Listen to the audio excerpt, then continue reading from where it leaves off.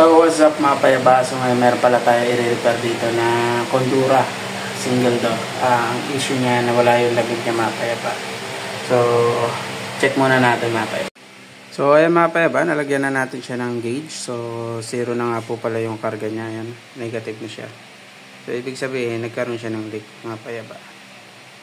So ang inala ko na niyan mga payaba, ito papunta rito. Langis siya mga payaba. So, i-reprocess muna natin mga payapa.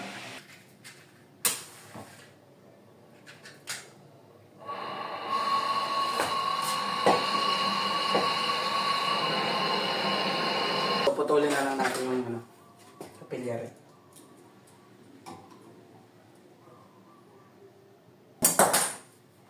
So, ayan. Malangis mga payapa. Malangis din siya. Tumapon yung langis eh. Tumatapon yung langis mga payaba. May tendency na nagbara na rin siya. Ayan.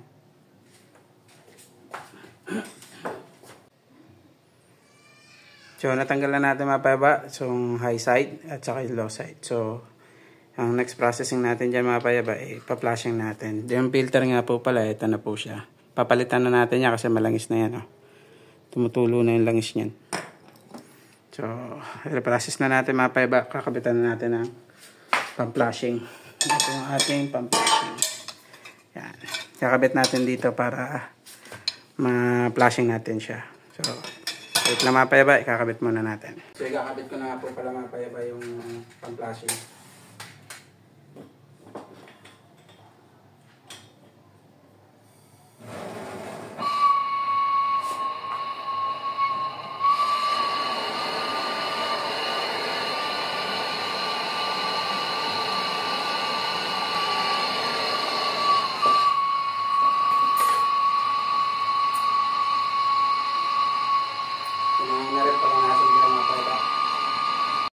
So, ayan mga payaba, naikabit na natin ang ating pang-flashing dito sa high side, no?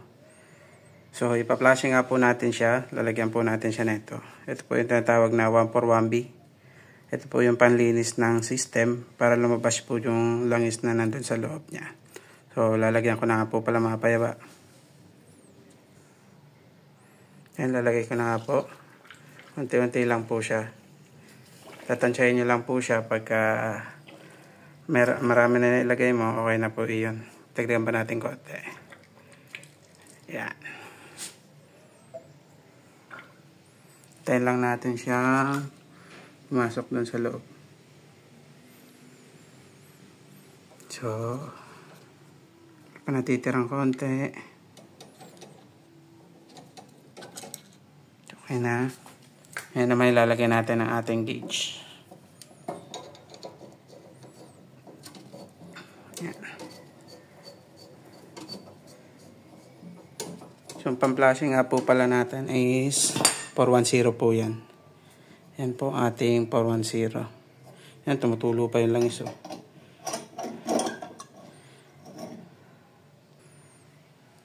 So, ilagyan na rin po natin siya ng pansala. So, ayan, ipa-flashing na po pala natin. Konti lang po. Yan na, sumabas na.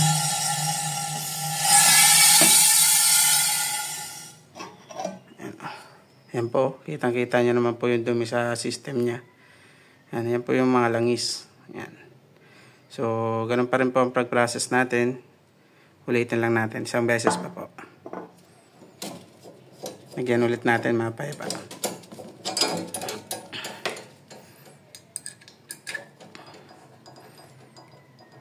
So, yan. Lalagyan ko na ulit siya mga payaba. Ganun lang ulit.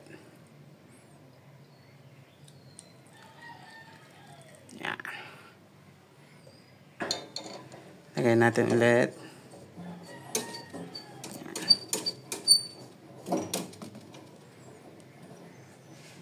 Ayan, flashing natin.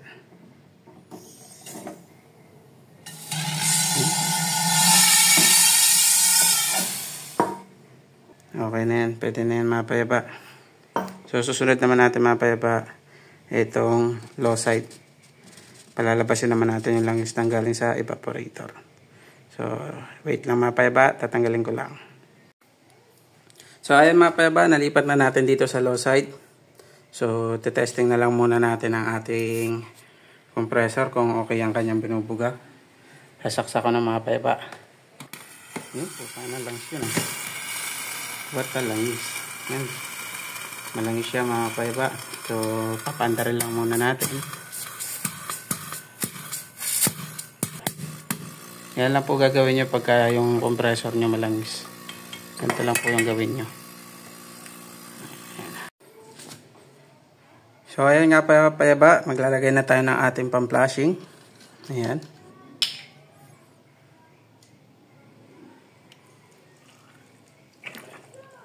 Yan na lang ulit ang ating process. Ayan. Matalsik-talsik pa. Yan lang ulit, pag alam nyo ng puno na mapayaba, okay na po iyon. Then, ikakabit na rin pala natin ang ating low side, ay high side. Yan. Then, ito nga po pala yung ating bagong filter. Yan. Mura lang po yan sa Rotary. 38 pesos lang. Yan. Dito po natin yan ikakabit. Yan. Siya po yung magsasala ng dumi ng ating rep. Yan. Dito nga po pala mapayaba, lalabas ang ating langis at prion dito sa ating capillary. Ito po yung tinatawag na capillary. Ito po yung galing sa evaporator, yun doon po sa loob. Dito po. Dito. Yung galing po dito sa ating evaporator, yun po yung palalabasin natin doon sa ating capillary. Dito naman mapayaba sa ating pagpa-flushing is alalay lang tayo kasi may tendency pong mayupi yung ating evaporator doon sa loob. Lalo't single door lang po ito. So, kargahan po natin.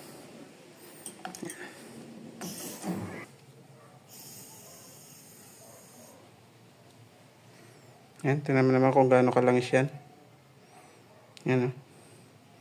So, ganun lang ulit mga payaba. Ipapaubos lang din ulit natin yan. So, yan o. Nasa-porte siya. Ito yung mga sobrang langis niyang mga payaba o. Yan.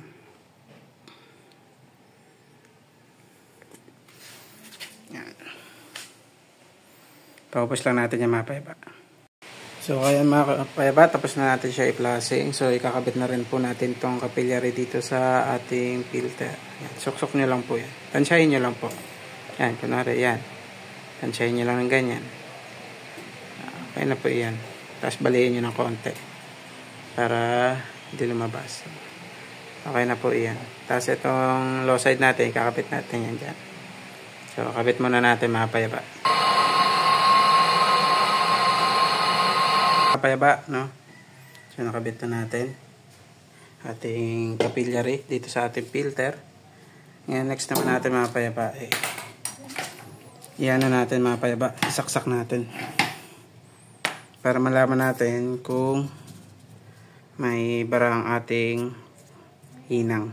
So, ayan mga payaba, isasaksak natin. Check natin kung may bara yung ating hinang. Ayan.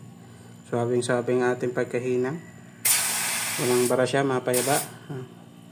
So, balik na natin siya. Okay na siya, naikabit na natin lahat, no? Ngayon naman mga payaba, magbabacuum na nga pala tayo. So, lalagay natin sa ating access valve yung ating gauge. Yan. Lagay muna natin yan dyan. Then, ito namang isa. Ito naman natin siya ilalagay.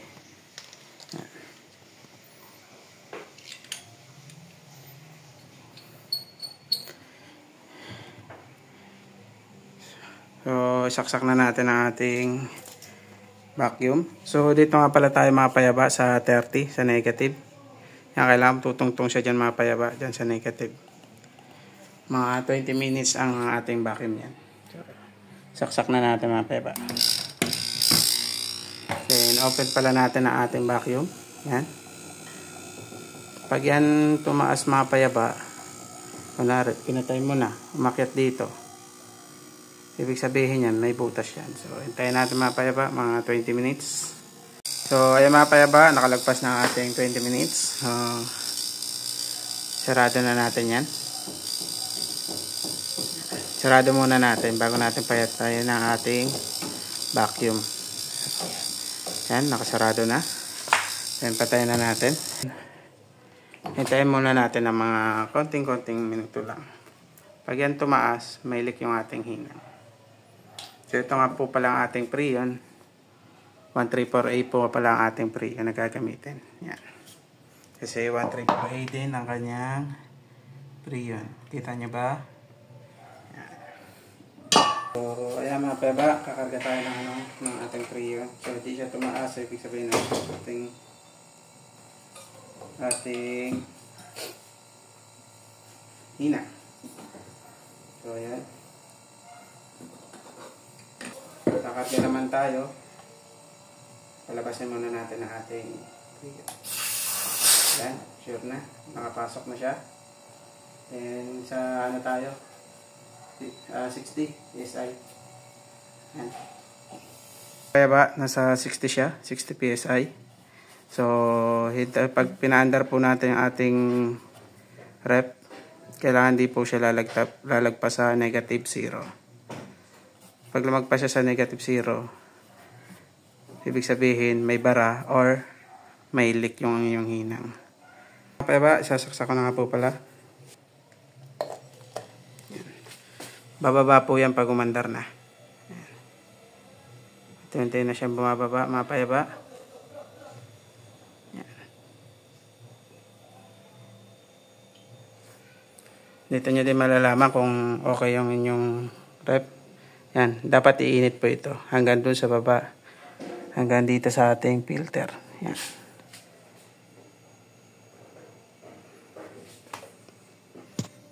So, iligtas naman natin mga payaba para malaman natin kung may leak ang ating hina. Yan. Tingnan natin kung may mga butas-butas. Yan. Dapat natin. Iyan na natin sa joy. Yan. Yan. Dito naman sa kabila. So, yan. Liligtas naman natin dito.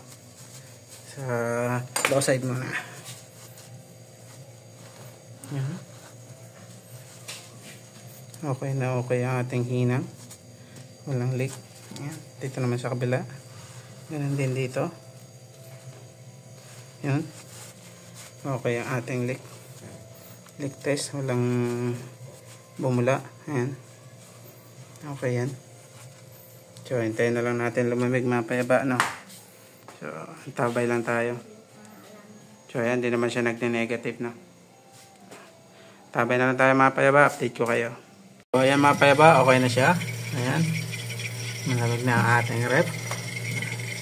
All goods na po siya. Ayan. Nakikita niyo po ba? Ayan. Kung nagustuhan niyo po ang aking vlog, please like and share and subscribe. Hanggang dito na lang po mga payaba. Salamat sa panonood. God bless.